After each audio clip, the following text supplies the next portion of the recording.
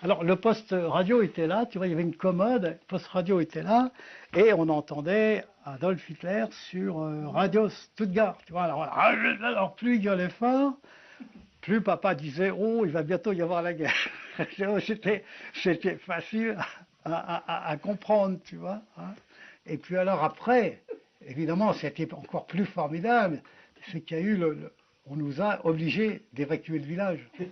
La période d'évacuation, c'était vraiment fantastique parce que c'était un printemps, je me dis, jamais on a eu un aussi beau printemps et on avait évacué avec le cultivateur qui habite en face. C'est-à-dire il avait accepté qu'on mette un matelas sur son chariot. Voilà, c'est bien déjà, hein. Là, ça paye. Donc maman et ses 3 enfants, le matelas sur le chariot, et on est parti. Donc, Et la jument, où? Vous êtes parti où? alors on est parti vers les Vosges.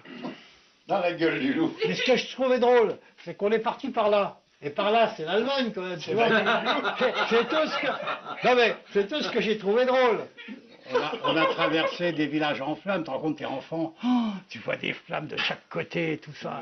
Le cheval au grand galop, parce que ça chauffait, tu vois là-dedans, hein, dans les rues, comme ça chauffait. Le cheval au grand galop et nous derrière. J'avais trouvé un vélo en plus, tu vois, dans le machin, putain, c'était magnifique. Et la nuit, on dormait dans les prés sur le fameux matelas qu'on avait eu le droit d'emmener. Donc on se blottissait contre maman, tu vois, il faisait bon, il faisait frais. Oh, les grands souvenirs, les grands souvenirs. Puis on est rentré au Breville, et on a été les premiers rentrés.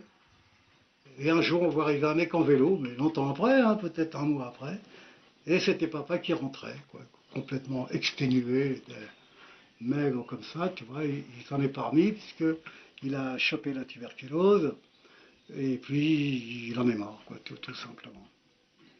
Voilà, il est mort en 1941, un an après la déclaration de guerre.